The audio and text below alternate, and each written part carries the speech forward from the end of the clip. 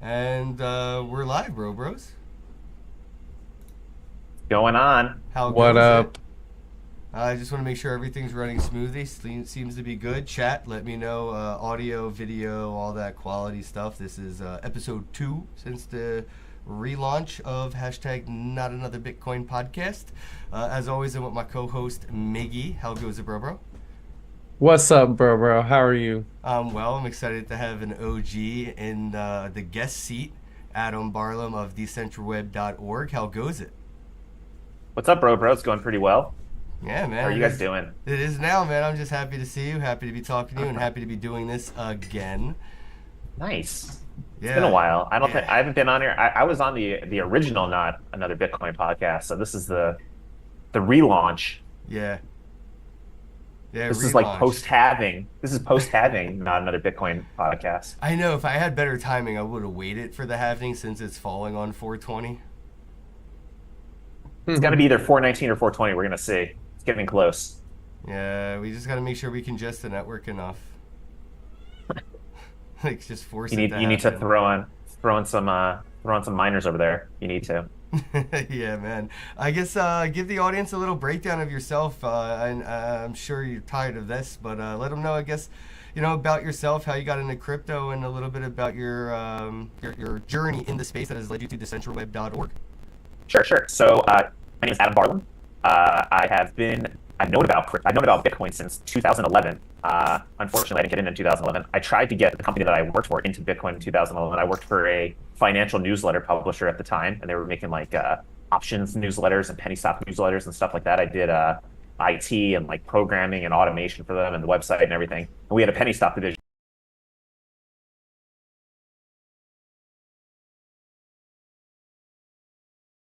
And I was like looking into Bitcoin, and Bitcoin went from like $6 to $36 in like really short order. And I brought it up at multiple meetings, and I was like, "Hey guys, we should take a look at this like Bitcoin thing. You know, it has like crazy volatility. I think it would be cool for like the penny stock newsletter readers to check this out. Like penny stocks, it's like the same type of like crazy volatility." And I brought it up in 3 subsequent meetings as it went up from like $6 to $36, and they Oh, laughed me out of the meeting every single time. And they said, "We're not covering your stupid World of Warcraft internet money." their So yeah, loss. they're lost. I mean, they'd probably Right. all be retired now if they did cover my World of Warcraft internet money because they all probably would have bought Bitcoin at like $6, and they probably could have had like a hundred of them or a couple hundred of them for relatively cheap. Oh, But dude, yeah, I'm sure they so bring you up at every Thanksgiving or Christmas or something. Remember that they're guy? like, "Remember that Adam dude who was in our IT department who said we should check this out?" Well, yeah, it's gone up a magnitude since. So that was like the first time I remember I really started like looking into Bitcoin and checking it out. But I didn't really do anything with it until 2013. So I worked at GoDaddy for a number of years. I did senior architecture design at GoDaddy, and there was a guy at the data center there, and he was like, I was always in the data center setting up storage rigs and stuff because I was doing architectural design of like crazy NASs and SANs and for all of GoDaddy. So these were like multi-million-dollar storage systems I was setting up. And there was a guy there at the data center, and he was like, "Hey man, have you ever like looked into Bitcoin at all?" And I was like, "Yeah, I have a little bit." And Bitcoin was like, I think it was like $25 or $30. It had crashed again, and it was kind of low again. And he was like, "Yeah, I've been buying some," and then it went up like 10x. And I remember it was like $200, and I was like, "You should probably sell it." And he's like, "No, I'm holding on to it, man." And then I ended up buying some in 2013 at $200. But this was before like the whole narrative of like store value. It was like super fucking volatile and risky back then. So it went from 200 to 600 like super quick. I bought 3 of them at the time, and so I turned like $200 into That's $600 per cool. coin. I was like, sweet profit, I'm out, Hmm. and I sold it. And then like Cha-ching. I really didn't do anything with it until like 2016. So in 2016 is like when I really started getting involved with like blockchain and like development of blockchain. So 2016, funny story actually. So like 2016, I started picking up Bitcoin again because I was buying IPTV services, and IPTV services you could only pay them in Bitcoin. I don't know if you're like familiar with like IPTV. Yeah, but they only That's accepted cool. Bitcoin? I didn't know that. Yeah, because like, well, it's because like PayPal and all they couldn't have a traditional merchant accounts. Like they had to accept Bitcoin because it was like, I mean, it's a little bit Hmm. like gray and like shady what they were doing. So I remember I was like buying IPTV. So I was going on to Coinbase in like 2016 and like buying buying Bitcoin and sending it to them. And actually, I look at it now, and I was literally like buying like zero point 0.1 Bitcoin at a time, which was like $20 or so or whatever it Yeah. was. And I was like, I was literally paying these dudes like seven, or the equivalent of 7K a month right now for IPTV services if I had just held. So, moral of the story is always hold your Bitcoin. Just like don't really spend it. Diamond hands that Yeah. shit. So anyway, so 2016, I really started getting into it more. I started doing development. I forked the Steam blockchain at that point in time, and I created like some like social networks that were like blockchain based. And I was just like messing around with that stuff for a couple of years. But in like 2018, on the way to actually no, it was 2017. I was on the way to World Crypto Con in Las Vegas, which I know you were there. I love that. I don't know if you were there, conference. Miggy. That was a great conference. I wish they would bring that back. That was like a super fun conference. That's the year they threw me a birthday party. They had a cake with my face on it and everything. It was great. Oh wow. I love those That's guys cool. out there in Vegas. They're crazy. Yeah. No, that was a great conference, and they had like a ton of people showed up for it. So that was like it Yeah. was super cool. So I remember we were on our way to or to World Crypto Con, and my business partner was in the car with me, and like I'd worked at GoDaddy all these years, so I like had like a really good understanding of like domains and DNS and like how centralized it was, and I was like, wouldn't it be cool if you can just like create your own domain name and DNS and just have it on like the blockchain on like Ethereum blockchain? She's like, that would be super cool. And I was like, yeah, you can have like your own like domains, like your own top level domains. And that's kind of like where like the idea was spawned, but I didn't really like I had it in the back of my head and like, had the idea of like how to like architect and structure it, but I didn't really start like messing around with it or really setting it up to like 2020. Oh. So in 2020, like I had this idea with my buddy Michael, who I've known since we were like 13. And I was like, this is what I want to do. And I told him, I said, I want to make it so that anyone can register a domain name. So like, let me just give you a little bit of background about how like how top level domains work. They call them TLDs. So like, if you have like right now we have all these different TLDs on the Web2 network. So we have like .com, .net, .org. Those were like the first three, right? And then like they started branching out and they had like .info and .blog and .photography and like all these others, right?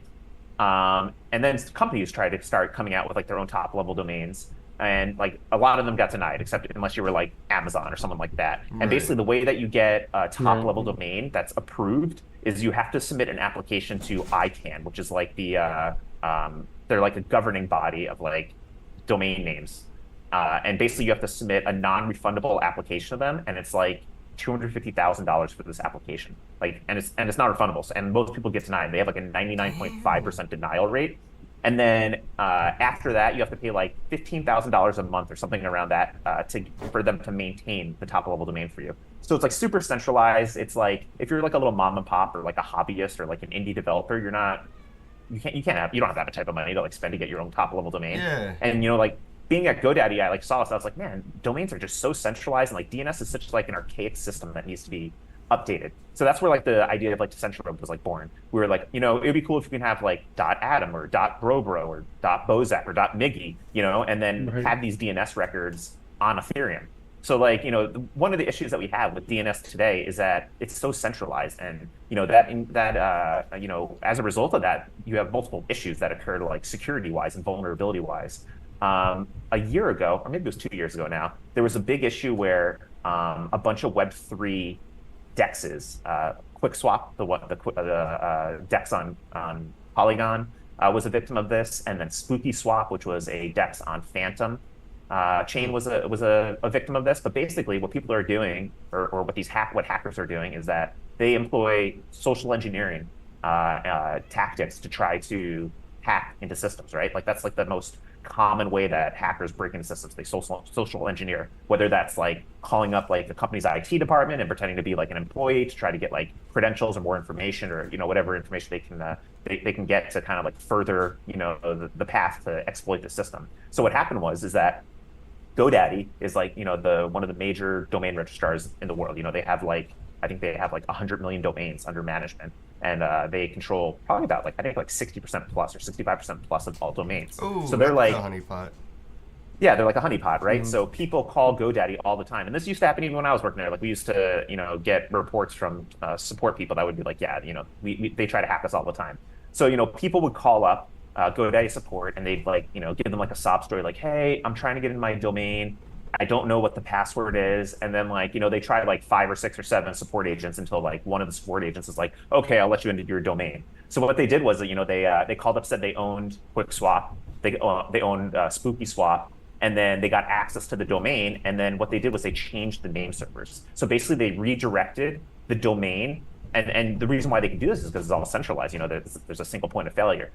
They redirected the domains to a clone of QuickSwap and a clone of SpookySwap that looked identical. Like you couldn't tell, like it was literally a Oh, clone of the no. site.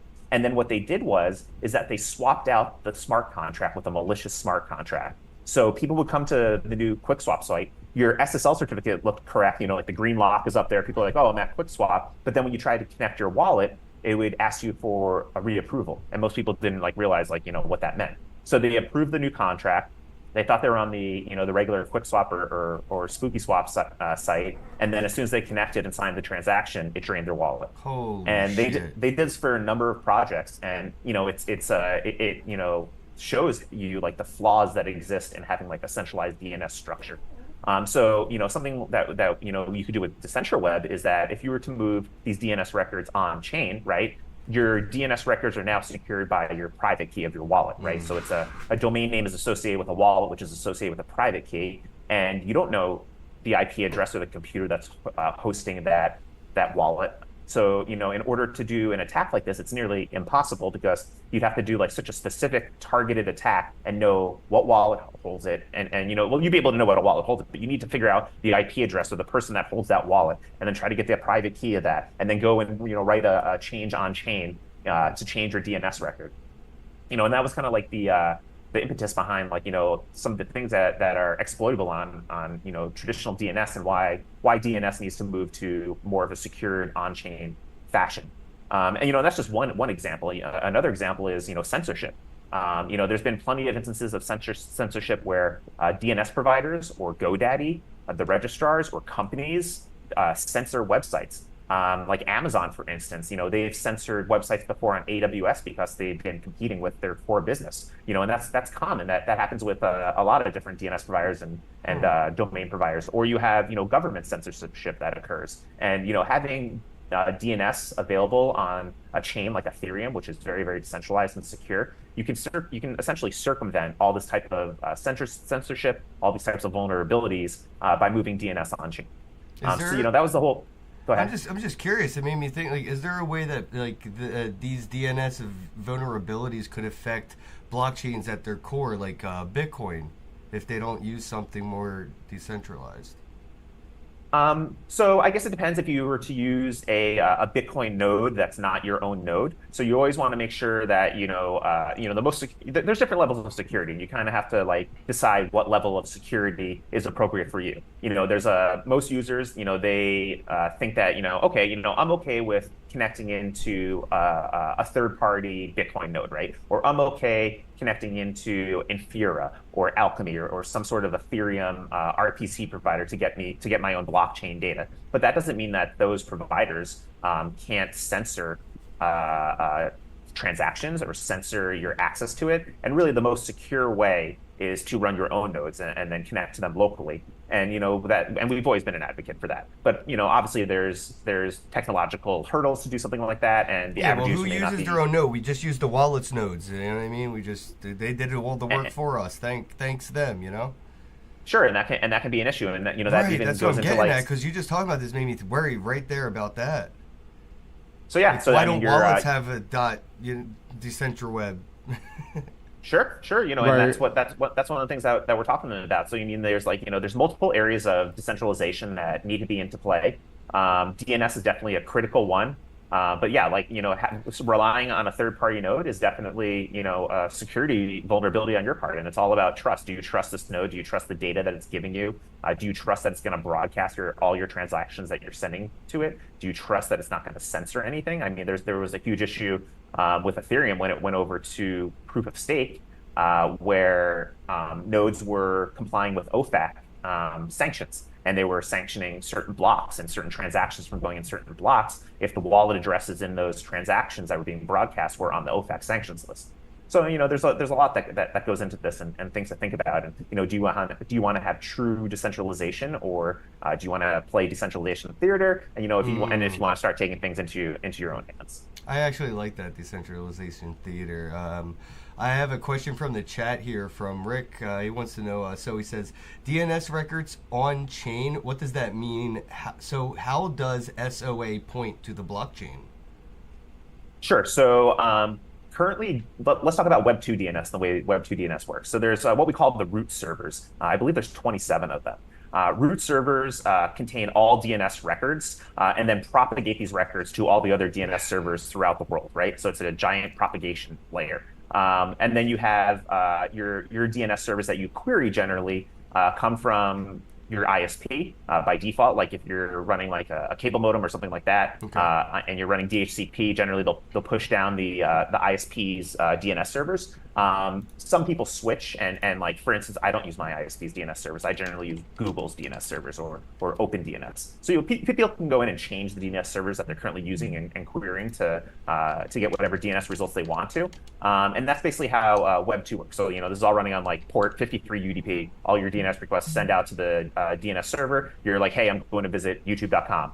DNS server, what's the IP address for that? And then it replies back to the IP address. Your browser, operating system, whatever you're doing within your operating system knows where to go from there, and then it functions. Web3 DNS is we're taking these same exact types of records and we're actually putting them onto the Ethereum blockchain or onto the Polygon blockchain.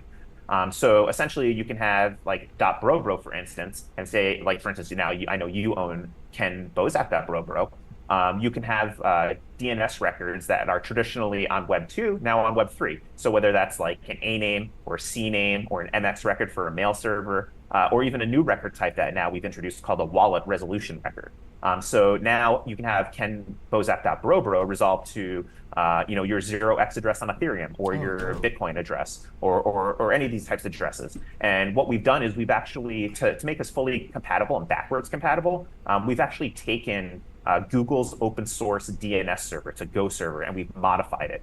And essentially what we've done is we've given the ability, we've created a module essentially, which allows for when requests come into this DNS server, and we're working on even decentralizing this further so that the community can start running these DNS servers. But essentially, when a request comes into the DNS server, it knows whether it's a Web 2 request or a Web 3 request. If it's a Web 3 request, it does an on-chain lookup of of the record types to see, so if a Web 3 request comes in and say it's a web request, right? Like it's trying to go to https:// kenbosak.bro, right? Like for instance, say that request comes in. Well, the DNS server knows like, hey, okay, .bro isn't a regular top level domain that's with ICANN, right? So we know instantly that's a Web 3 domain. So we're gonna have to do a Web 3 lookup on chain to figure out the IP address that's associated with, or the wallet address that's associated with if it's like a token transaction or a coin transaction.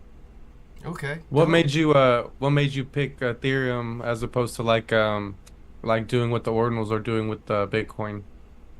So Bitcoin isn't a full Turing complete blockchain. So you're not able to do the type of programmatic types of functionality and structure that we would need that occurs on Ethereum. And then furthermore, the Bitcoin blockchain is once every 10-minute blocks, so that doesn't work either. We need to have something that updates a little bit quicker. So say, for instance, you're under a DDoS attack, right? Your website is or something like that, and you need to make an IP address change or something like that. You're not going to be able to wait 10 minutes to make this IP address change. You're going to want to try to push that update, instantly so that it goes out on the Ethereum blockchain or something like that. And then, you may have to make multiple updates to the chain, if you're getting attacked or something like that's going on, or, just making changes in general. So Bitcoin wasn't really feasible for that.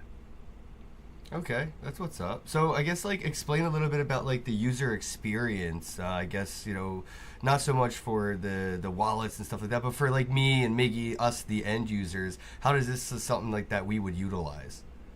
Sure. So domains are a very interesting industry, right? It's almost like scarcity kind of applies to domains as well, and that's why collectability. That's for sure. And collectability, and that's why domain names have value. Web 2 domains have value. Keyworded domains have value. They're good for SEO search terms, right? So if you have a keyword, say you have bitcoin.org or something like that. Well, somebody snagged KennBosaK.com, so that's not mine anymore. No. Exactly. And if someone was to set up a website on KennBosaK.com, naturally Google would favor that website for search rankings because it has the keyword in its domain. And this actually used to be even more critical, back in the day, but then Google made some updates. But basically, previously, I used to do a lot of SEO. So from an SEO standpoint, if you had a keyworded domain, it was very easy to crawl to the top of Google for those specific keywords. So that was like a huge thing that we used to do at being a quote unquote domainer, is that you look for search terms that were highly searched, and then get the .com or the .org or the .net, and then set up a website on that, and optimize for those keywords. But as a regular user, Web3 domains and DNS is kind of like, it's adopting Web2 functionality, but then it's taking it a step further. And Web3 is not just a domain for like a website or your email or something like that. It's becoming like your identity, right? So if you can have a domain name that's tied to your private key, that's tied to your wallet, it almost becomes like your Web3 ID, right? And then you can use that to sign into applications or authenticate yourself. Oh, and because we know that you're holding it, in your own wallet with it, verified by your own private key, we know it's you. We know, there's not a custodian that's holding on to it like a GoDaddy or something like that.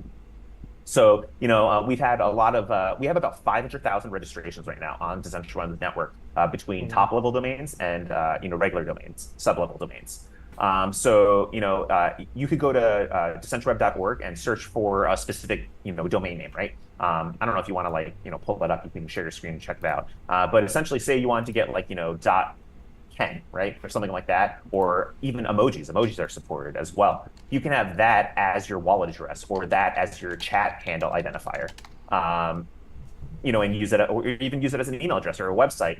There's tons of different functionality. It's, we're just extending Web2 functionality into Web3 domains and allowing anyone, and their mother to be able to permissionlessly register a top level domain, which previously was very cost prohibitive, with ICANN, and it was under their control and at their discretion whether or not they were going to approve something like that.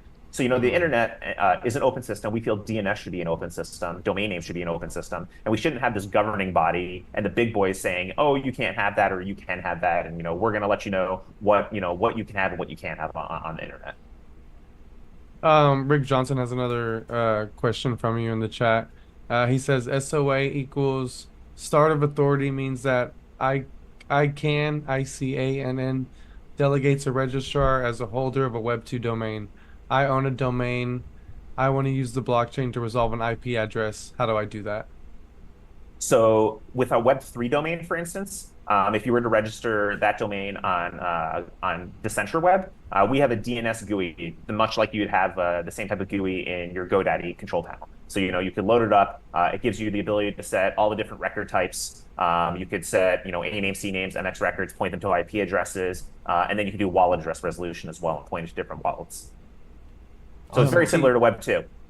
TC said something, sorry. He said, I once hosted a website off a USB key plugged into a Pogo plug. That's nerd talk over my head, but it looks like Adam got it. Oh. You mentioned open DNS, right? I'm just curious, when it comes to decentralizing stuff like this, where is the line drawn for censorship when it comes to bad actors game theorying, using derogatory terms, racial remarks, and things just are triggering in a way that's so visceral? We should not allow that, but in a world where we want more, like Elon Musk says, freedom of speech comes with hearing people that you don't like say things you don't like. But where do we draw that line, and how is it drawn in something that's quote unquote decentralized and open? Sure, that's actually an excellent question. So obviously, blockchain is immutable. Anyone can technically interface with a smart contract directly on the blockchain. So if someone wants to push out, something racist or something negative or something like that, and they directly cannot connect to the blockchain or to our smart contract, there's really nothing you can do about that. What you can do is that we have a pool of DNS servers, right? And these DNS servers are becoming more and more decentralized and community based. So you can start to get to you can start to have the idea where there could be consensus among these DNS servers of what's considered acceptable and what's not considered acceptable. So say there's very racist websites, very illegal stuff going on. the DNS servers can decide whether or not they want to propagate and push these results out to clients that connect to it. But again, this goes back to the whole thing of like, do you trust the nodes and the data that they're providing you, or do you want to run your own node and have uncensored data? So it kind of goes back to that, like, you can always trust a third-party node, and then the third-party node could potentially be censoring data for you. Or if you wanted to, you can set up your own node and not have anything censored at all and get the data directly from the blockchain. It sounds like we don't need policing if we self-regulate. That's what I'm hearing. Right. If we choose to not interact with those things will eventually die off and become extinct concepts in culture. That's what I think, especially when it comes to like gamified monetization and incentivized engagement. There isn't much for that there, and eventually it will suffocate itself into existence. Like it won't be there anymore. That evil concept will just away. Rick said that he meant for Web2 domains to point to the blockchain. Sorry, Rick, we misunderstood the question there. So DecentraWeb doesn't support importing of Web2 domains on the blockchain. However, I know there are some Web2 providers that are starting to tokenize Web2 domains and allowing you to, like as an NFT, and allowing you to put the records on chain. I don't recall. There's one. I think Namecheap may have actually started to do something like this with certain domain names, but DecentraWeb doesn't technically support Web2 names, right? We support Web3 names, and then you have the same type of functionality that you'd have with a Web2 name as on a Web3 name. I was just seeing if Miggy had a question. Tried to pause. Sorry, yeah. There. Oh no, I did. Sorry, I was just trying to check the chats and seeing if anything was coming up. So on the technical side, like, what are, I guess, some of the challenges that you face or that you're facing as far as like, like for example, Solana right now, they've had a congestion for like about a week, and I don't know if you have anything like that necessarily you have to deal with, or issues that might hinder the domain names or hinder using them at all because of technical stuff like that. Yeah, how was it getting on Google Play? Right. So we get questions like this all the time. A lot more when we first created this product of why did you select Ethereum and why aren't you on AVAX or BSC or chain XYZ or whatever. Mm-hmm. And the reason why we're on Ethereum is because it's the most stable and the most secure layer 1 smart contract enabled blockchain that's around. And when you're dealing with something as critical as DNS, which is a core part of internet infrastructure, you can't be on like Solana where all of a sudden DNS goes down for 8 hours or 18 hours or a day at a time. Because all of a sudden, how are you going to get to, you're not going to be able to do on-chain DNS lookups. You can have cached lookups, I guess, or do something on that order. But, something as critical as DNS, we need to make sure that it's always running and it's not going down. So right now, all core DNS records are on Ethereum. We opened up the ability to have wallet address resolutions on Polygon. And we're actually in the process of porting over wallet address functionality to other EVM compatible chains. We feel that that's something that we can probably move over to other chains, but we're still hesitant to move core DNS functionality off of Ethereum for this reason. Rick says, so plugins. So a plugin is required to use the Web3 domain. Does Brave browser support DecentraWeb domains? So there's currently a couple of different ways you can access a DecentraWeb domain. We have a plugin an extension, a Chrome extension that we've created that's coming out very, very soon that allows you to interface with any DecentraWeb domain. You can manually go in and change your resolver within Brave or Chrome or whatever browser settings that you're using, and do DNS over SSL is an option in there, and you can plug in DecentraWeb's DNS servers there. Or there was a third one I was gonna talk about. Is that one? Oh, okay. And the other thing that we're doing is we're starting to work with and talk with DNS providers to get native support. And the way that they'd be able to do this would be, to run like the Google DNS server that we're talking about that supports Web 2 and Web 3. And actually another option that we have as well is we have built a Web 2 to Web 3 bridge. So the Web 2 to Web 3 bridge doesn't require any changes at all. It's very similar to like, we have like a eth.limo, right? Or I think there's also another extension that works with .eth domains. So essentially what it does is we have what's called dwebs.2. So if you were to set up a domain and point it to an IP address, it can even be an IPFS hash. So we support like decentralized storage and stuff like that. And then if you plugged it into a regular browser that didn't have any of these extensions in, and you went to like kennbosak.brobro.dwebs.2, it would automatically redirect you to the Web3 version. So it's kind of like almost like an Ep.limo type of functionality for all DecentraWeb domains, and that's set up by default. So if you ever set anything up on DecentraWeb, it will automatically work with this Web2 to Web3 forwarding system. The first time that you actually go to the website, it's going to take a second because it auto generates the first SSL certificate on the fly, so you can have SSL access to it and everything's encrypted. But it kind of functions like Ep.limo. But our main goal and our end goal is to have integrate DNS functionality from like an ISP level, so that nothing needs to change in your browser. You don't need to install any extensions. It just works, and like you can give your grandmother, or your mother, a Web3 domain address, and she can definitely access it. Dude, I'm curious what your vision is for application. Like, how would this apply to like the metaverse or like Web3? Websites, stuff like that. How people are going to be interacting with this like virtual space. Obviously, we're going to need another form of communication. We had like this two-dimensional chat environment for like AOL and Web 2, but when it comes to Web 3 and like the metaverse, how do you see this being like incorporated? Sure. So that's one thing that I definitely feel that and this is why we created DecentraWeb, is that blockchain didn't really have a good namespace or naming conventions. Everything with blockchain and crypto is, no pun intended, it's very cryptic. Having 0x addresses and these long strings, and it almost reminds me of the first iteration of the internet where DNS wasn't really like around, and you had to like go to IP addresses and remember IP addresses. And it's like every single type of system that exists, it starts out with like some sort of like numeric system, and then they apply some sort of like DNS or naming convention to it, right? Like even if you think about like phone numbers, when phone numbers first came out, like it was all just regular digits, and then they started applying letters to the actual numbers. So like it was like ABC for 1, DEF for 2, so on and so forth. And then people used to be like, oh, you can call me.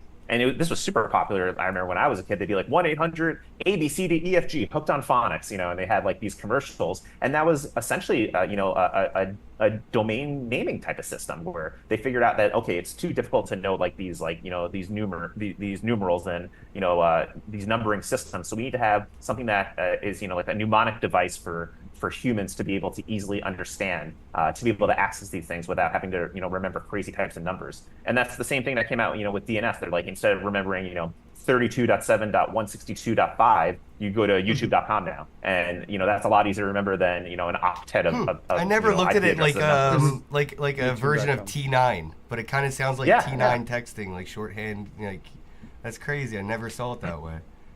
So and to answer your question, I feel like with blockchain and this technology, it's we're in like the beginning innings of it, where we haven't really adopted or taken in like a naming system, and it's needed, especially if you want to have normies and noobs and your parents and people who don't understand this from a technological standpoint. It needs to be easy to understand. Telling your dad to send funds to you, but instead of sending it to 0x12345, send it with some crazy long string, you can send it to KennBosaK.brobro or something like that, or Adams.wallet or something like that. That's a lot easier for them to comprehend and for them to understand, and it also eliminates the potential for errors to occur. Whether it's just manual errors or whatever that have you. So that's a huge thing moving forward in this industry, is to make it things as easy as possible to use. And we've even gone as far as integrating with MetaMask now. So and in the gaming space, we think that blockchain gaming is huge. It's gonna usher in the next billion plus users into the space. And users having a wallet address, a convoluted, confusing wallet address, is not only confusing to developers and studio heads and these these massive studios that are used to traditional gaming and never dealt with blockchain, but it's also necessary for Web 2 users to bring them into Web 3 who are who have never had a wallet address, and they don't understand that. So if you can give someone the wallet Ken.call-of-duty or Miggy.call-of-duty as opposed to some crazy long string, that's a lot easier for them to understand. Yeah. It's a lot cleaner in a UI to display that on your Call of Duty screen in the top right corner, as opposed to this crazy. Yeah, I couldn't imagine running around the metaverse with your username being your public address. Exactly. Right. So these types of things need to work with like a naming convention and a naming system. That's what we're here to offer. And we have full integration actually with MetaMask's Unity SDK. That was the first step. So Unity developers now, when they're creating games that are blockchain that have blockchain functionality, they can actually utilize DecentraWeb's naming structure and naming convention. Crypto Short says modular multi-chain protocols that run side by side with each other for special specific tasks, while all the multi-chains take to each other inside the same protocol. Yeah, I guess And what then, are your thoughts on like modular chains versus the single layer chains and like their different use cases, I guess.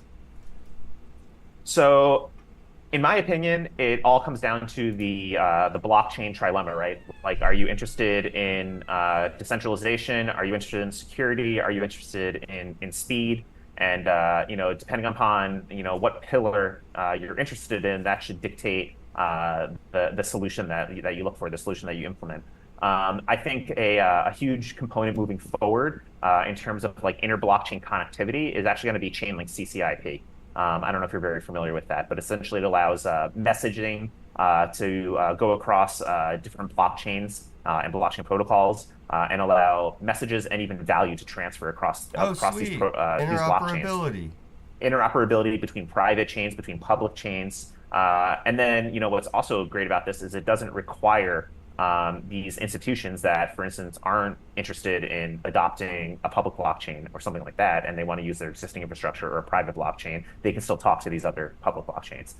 So I think some sort of solution with CCIP, talking to all these chains is definitely in the future. And I'm still of the opinion that Ethereum is going to be, in terms of like a layer one smart contract enabled chain, is going to be the mother of all chains due to the security and the decentralization that it has. And you're going to have all these other chains operate as layer twos and essentially doing rollups to Ethereum. So then you inherit the security of Ethereum, but then you can still get, if you want the speed and the cheapness of another chain that maybe is a little more centralized, you can utilize that, get cheaper transaction fees, but still inherit Ethereum security via a rollup or something like that. Dope. I wanted to jump into a little bit about like that viable product. I mentioned earlier Sure. Google Play, and you have, I guess, would you call it like a proof of concept, or is it like its own standalone use case for the tech? But you have like a Signal competitor, basically. Sure. Yeah. No. So, I mean, we definitely want to showcase the capabilities that DecentraWeb has to offer.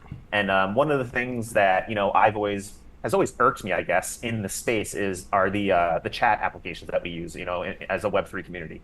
So generally in Web3, we gravitate towards Telegram, we gravitate towards Discord. Privately, maybe we use Signal. And the problem with all these applications is that you provide a phone number, you provide identifying information, you provide something that, especially in the Web3 world, you never want to provide to anyone because you should be concerned about SIM swaps. You should be concerned about, OPSEC, yeah. different types of phishing attacks. Like OPSEC is very, very important in this industry.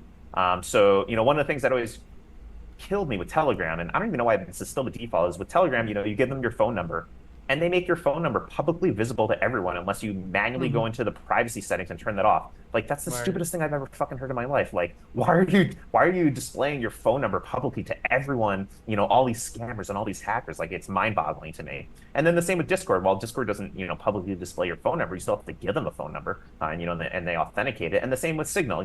Signal, touts itself as a privacy app. Yet you have to share your phone number with people that you want to talk to on Signal. And the same with WhatsApp. You have to give them your phone number. And in this industry, that's terrible. So the great thing about Signal is that Signal's open source. So actually what we've been doing for the past 6 months is that we've forked Signal and we've stripped out all the phone number functionality out of Signal and replaced it with blockchain login functionality, right? So now, instead of having your phone number as your chat handle and your chat identifier, you can have your 0x wallet address or your ens.eth address or any DecentraWeb domain can now be your chat identifier. And now you can chat with other blockchain wallets. And this is available for iOS. It's available for Android. It's on the Play Store. It's on test flight right now on iOS. We're going to be releasing it to the official iOS App Store here shortly. And it's available for Windows, Mac, Linux, desktop, and all devices sync together. And we've reskinned it, we've redesigned it. If you're familiar with Signal, you'll really like this because it has definitely has a Signal feel to it. And we're making this kind of like a native Web3 chat app that utilizes your Web3 identity, and that all goes back to what I was talking about initially about like how Web3 DNS isn't just traditional DNS. It's moving forward with like a Web3 identification layer, and and securing it that layer via your private key in your wallet. So we're adding a lot of functionality into this chat app that doesn't exist in Signal that we feel is very Web3 centric and specific. For instance, we are enabling the ability for people to create group chats within it. It's Decentra Chat is the name of the app. It's decentra.chat. If anyone wants to check it out, DChat for short. Yeah, it's on the App Store. So if you have an Android device, get it and jump on it. Yeah, That's you can cool. search for it. And it works with any wallet. It works with all the domains on DecentraWeb. It works with emoji domains. So like we literally have people on there, and their identifier is like like the winky face or something like that. And the cool thing about having a Web3 identity is that you can choose whether you want to be known. You can have like Kenn BosaK, right? And that's like your known like address. You can be pseudo-anonymous and have, some like, or an anonymous handle and have, just like an emoji. Or you can even have, like a business handle, that's your business, domain name. And it gives you all three abilities to do this and to chat via other, blockchain wallet addresses and domain names on, across all those different protocols, and do it in a decentralized and end-to-end encrypted manner. So we thought that was key. And another thing that that we're enabling here that we feel is critical, that's lacking definitely in like the Telegram and Discord space, is what integrated Web3 functionality. So I run a couple of different crypto projects. I have Decentra, I have Chain Games, and we are constantly plagued with spammers, scammers in our channels, in our chat rooms that are impersonating you, are messaging users, and they somehow get them to divulge their seed words or their private keys. And it's a fucking nightmare just dealing with this on like a daily basis. Like it's nonstop, and obviously it's profitable for them. I was gonna say it's cost effective because they continue to do it, and there's no, and Telegram and these other platforms don't really do anything about it. There's nothing to that's in place to stop them. So one of the things that we're enabling here on Decentra Chat is the ability to token gate and domain gate chat rooms, right? So say you have, like for instance, we have the Decentra Chat in the Decentra Web chat room. We can specifically put in restrictions on there so that a user cannot join the chat room unless they're holding a specific amount of Decentra Web tokens, or they're holding a domain name that's on Decentra Web's platform, which are NFTs. All of our domain names are NFTs. So we can put in specific type of logic. And you can even have, multiple logic included in, nested, and or you need to hold a Decentra Web, you need to hold 1,000 Decentra Web tokens, and you need to have a so domain. like if the Bored Ape Yacht Club wanted to have their own chat, you'd have to hold like a Bored Ape Yacht plus the Decentra Web to get into their club, as an example. Yeah. Or maybe not even Decentra. Maybe you're just holding like a Bored Ape NFT, right? And then you're holding like 1,000 ape coins or something like that. And then and then basically when the wallet goes to join that chat, it scans the wallet, and it's like, hey, you don't have this, so you can't join this chat. And even if you were to make it like you have to have $5 or $10 of this token to be in this chat, legitimate community members are already going to have it. They're going to be in the chat. Spammers and scammers, it's not cost effective for them to, they operate on, high volume and probabilities, right? It's not effective for them to buy $5 or $10 of this token, join this chat, and immediately get banned, and that wallet address gets banned, and then all of a sudden, you can blacklist the wallet, so they can't just make a new domain. Yeah. You can do also like so. There's definitely customization and functionality in here where it's not cost effective.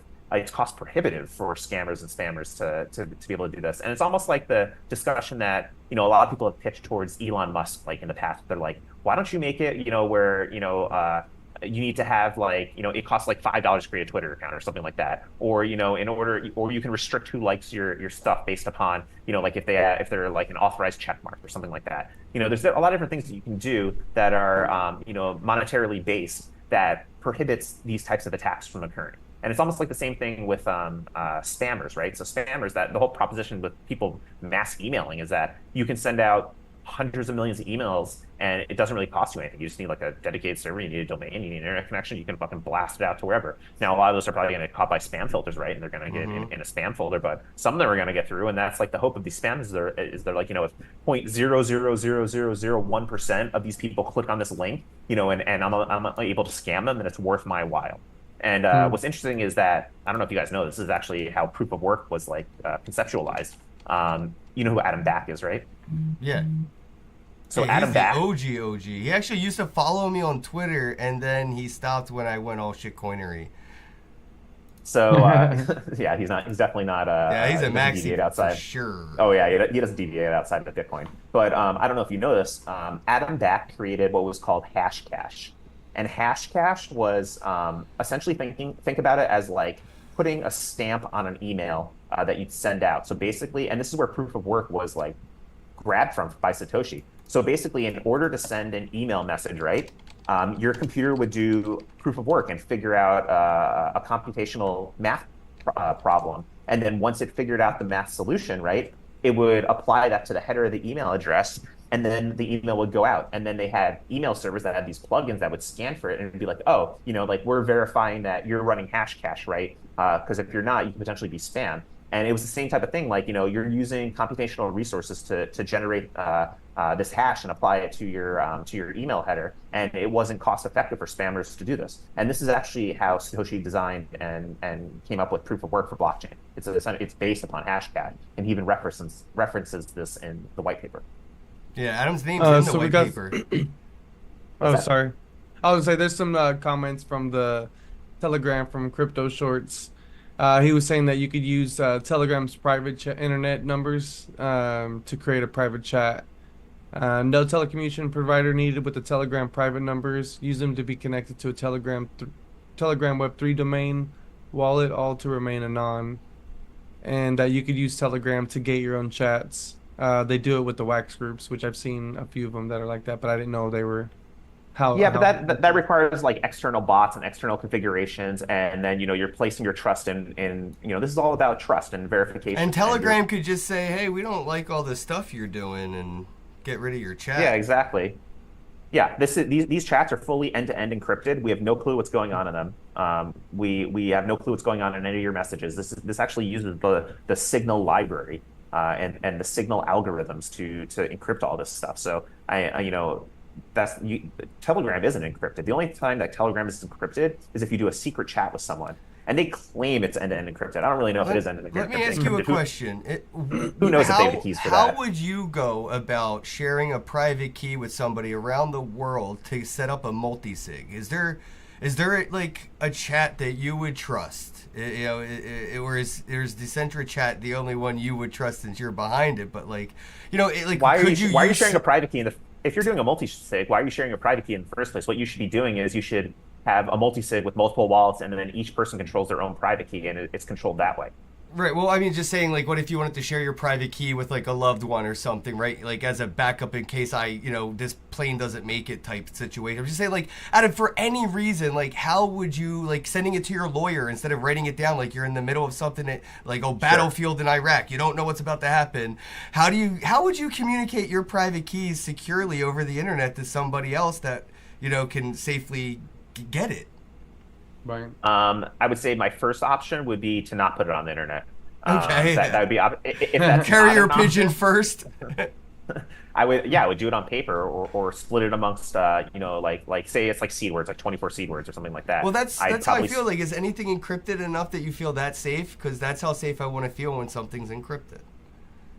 If I was going to do something like that, truthfully, this is what I would do. I would drive to Walmart. I would buy a laptop from Walmart, like just a generic laptop. I would boot up with a live Linux CD, and then I would encrypt my private key using something like Veracrypt, like an open source, well-audited, well-known encryption library. And then I would send that encrypted file to someone. Okay. And then I tell them to do the same thing. I'd say, get a brand new laptop, log in with live Linux, get this program, and probably on like a decrypt totally it. separate device, send them the key to decrypt it. So you need 4 of these laptops all together.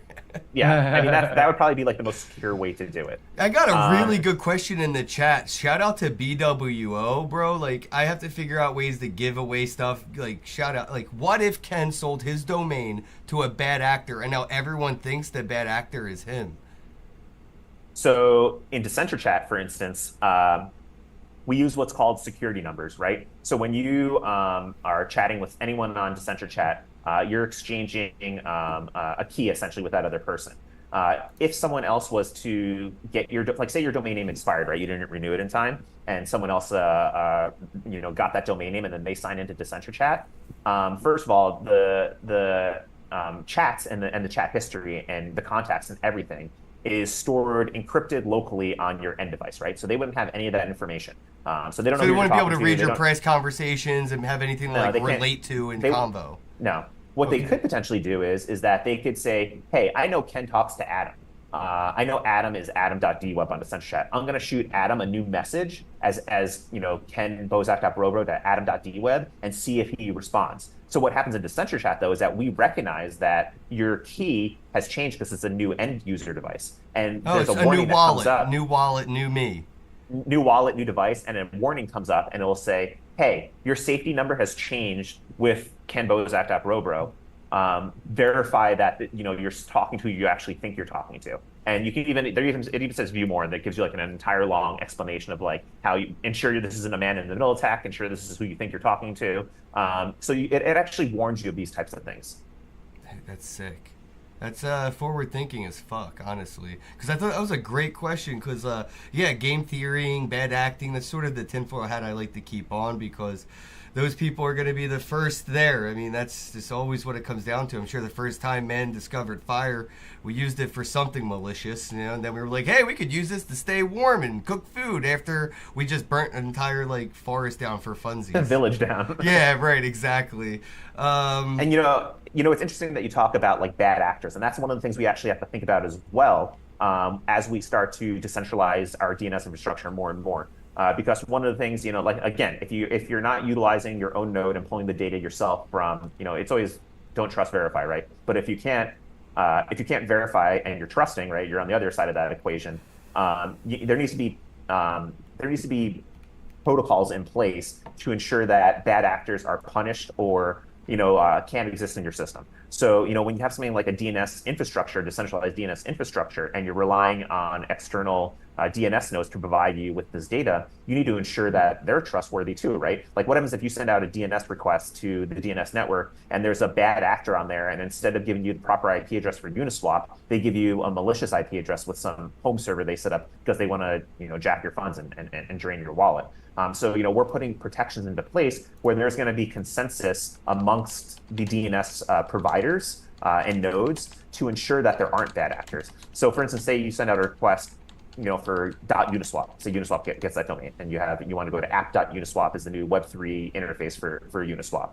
That request goes out to the DNS nodes. The DNS nodes would then do a consensus among all nodes to verify that there's not a bad actor replying back with a bad IP address. And if there is a bad actor that's replying back with a bad IP address, we can enable some sort of penalty like slashing or something like that. So in order to be a DNS server to begin with and be part of like the public node infrastructure, you're going to have to stake a certain amount of DecentraWeb tokens, DWeb tokens. So say I don't know what that number is going to be, but say it's 1 million tokens you need to stake or 100,000 tokens or something like that. If you reply back with a malicious IP address, or you're a bad actor, we can say, okay, you know what, we're slashing, the protocol's slashing 10% of your DecentraWeb stake or 25% of your DecentraWeb stake, and then it's redistributing that into like the staking pool for the community. You're gonna get fined. I like that. So before we get to the wrap up here, why don't you? I have one question. Why don't you let us know like what you think or what you believe really kind of sets y'all apart from other similar services? You have like places like Unstoppable Domains that are doing something pretty similar. You also got Join Fio, who they're coming in with their naming service that acts as a wallet, and they're going multi-chain as well. So what would you say that distinguishes what you have going on from others? Sure. That are doing similar. Yeah, absolutely. So I kind of view us as ENS on steroids, right? So let's talk. That's let's not talk something most people want to be known for, unless you're Conor McGregor. Let's kind of like dissect all these services. So you have ENS, right? And that means you can get your .eth domain. But that's all you can get. You get a .eth domain, and there's some issues with that. One is that if you want to have you want to be able to be brandable. You don't want to have your name .eth. You want to have just your name. Like I want to have Adam.Barlam, or you want to have like Miggy.crypto or something like that. Yeah, imagine if your DecentraWeb shirt just said Fruit of the Loom biggest shit on the sleeve.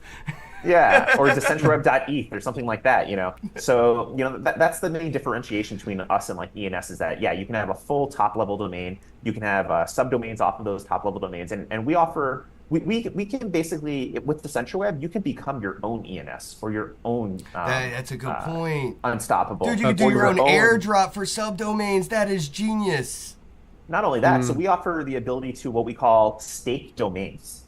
So you can actually, Oh, shit, I'm you gonna know, do that. you can stake a domain within our platform. So say That's you cool. bought the domain, you know, I don't know, blockchain services, dot blockchain services, and you're like, you know, I want to allow people in the blockchain industry the ability to register a subdomain off of my top level domain dot blockchain services. Well, you can stake a domain with us, and we have a little, you know, like a GUI for this, where it's like, okay, I want to stake this domain. I want to charge people $10 or $20 for them to register a subdomain off of my blockchain services. So, you know, maybe one of them is like, you know, compute.blockchain services, or, you know, financial help.blockchain services, or wallet help, or, you know, whatever. You can set up, you can basically have it set up permissionlessly where anyone can go in and they can register a subdomain against your top level domain and you get paid for it. So it's you essentially become like a decentralized GoDaddy or a decentralized version of Unstoppable or ENS, where you know, you could stake your domains and then earn money off of it. So if you find like, you know, really good top level domains that are like keywords or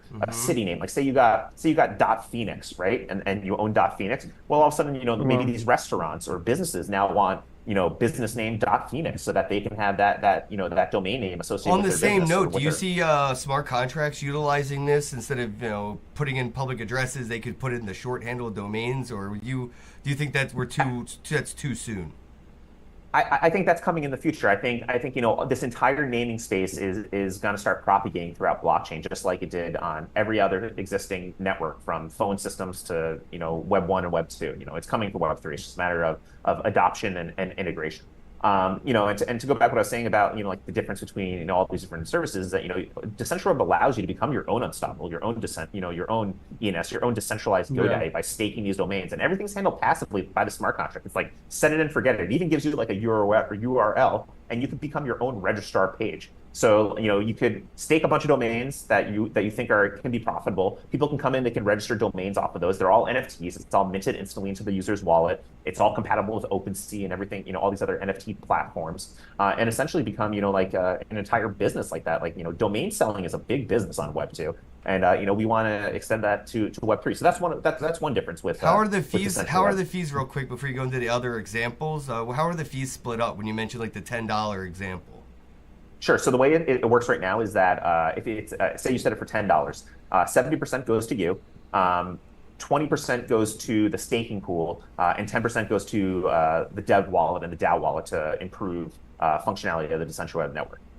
So that's the current setup that we have for stake domains. And there you can even do what's called a privately staked domain. So this is kind of cool for like communities, right? And this is something that you can't do, you know, with these other platforms either. So say you own you know, like Bored Ape, right? And you're like, I want everyone in the Bored Ape community to be able to register their own subdomain Bored Ape. Like I want Miggy.Bored Ape or Ken.Bored Ape or whatever. Exactly. But again, just like the Yep. CentraChat, you can restrict from the smart contract level who can actually register one of those domains. You're like, I don't want everyone, you know, anyone and everyone being able to register a Bored Ape. I only want to make sure it's my community members that are doing it. So you need to either hold a Bored Ape NFT, or you need to hold, you know, 1 8 point or 10 8 points or whatever the case may be. Or maybe you have to hold both of those, you know, and then you have permission, you know, to register that subdomain off of it. So, you know, we offer this like really like conditional logic type of functionality and cool functionality that we think is like really beneficial to these groups and to these Web3 like that. projects.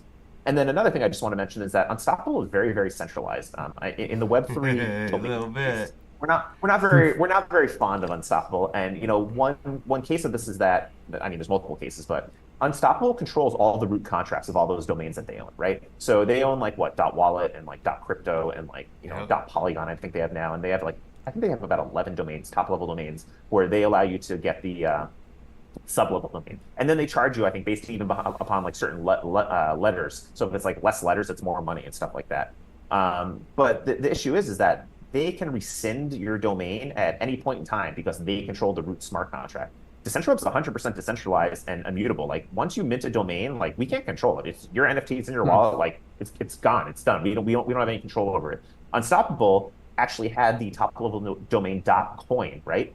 And this happened like maybe like 2 years ago, where there was another project from like 2014, and they're like, hey, we have .coin too. Why are you guys like stepping on our .coin domains? And it was like this whole big issue, and Unstoppable actually decided to rescind everyone's .coin domain, right? So they're like you went on Unstoppable, you paid, I don't know, $30, 40, whatever the cost was for a .coin domain, and then they're like, well, sorry guys, you can't have that domain anymore. We're taking it back, and they just gave them like credit in their system. They're like, go buy another domain on Unstoppable. This one's not yours anymore. So really, like, it's stoppable domains. It's not unstoppable. That sounds domains. like Elon Musk with @X. That poor guy. Yeah, exactly. Yeah, like they're just like, that's ours now. So like, like the centralized, it's decentralization theory, is what that term that you love, Ken, that I like to call it. Yeah, it is a good term because it is at this point in time mostly theory. It's much like unicorns and fairy tales, and yeah, I'd like to see us get closer and closer there, especially at the fundamental layer, because if the foundation isn't decentralized, everything built on top of it is a house of cards made out of porcelain. Yep, exactly. And you're going to have, as you get more and more up, towards the top of the pyramid, you're going to have things that are going to be more centralized. But, if you can have that decentralization layer at the very bottom, at the base layer, and then build on top of that, obviously, as you get more up, things are going to become more decentralized. But if you can get that base protocol layer to the point where it's sufficiently decentralized, I think that's that's the goal, and that's where we're trying to head. All right, guys, you heard it. Adam, thank you so much. Check out decentralweb.org and pick up your decentralized DNS, guys. I want to see you in .brobros. And I know Miggy's going to end up getting his own. We're going to have to compete for community attention and stuff. But no, I'm gonna buy. I need to buy Kenn BosaK. Yeah, that's so much fun, isn't it? You're too late. He already owns Kenn BosaK. Thank you. No, I think I own .BosaK, not Kenn BosaK. That's what I mean. There's so many. Right. There's so much fun to be had with this, and I love that. I love that your brain went him? right there. Everybody in the chat, thank you all for tuning in. I appreciate all your questions, feedback, comments. It was greatly appreciated. I see we have a couple hundred viewers on multiple platforms, probably at about 1,000 live viewers altogether. So thank you all for tuning in. We'll be here Monday through Friday, 10 p.m. Eastern till 11 p.m. Shout out to the Asvoria gang, asvoria.io. Check out Web3, spatial web right there. And as always, have a night. See y'all later. Later, bros.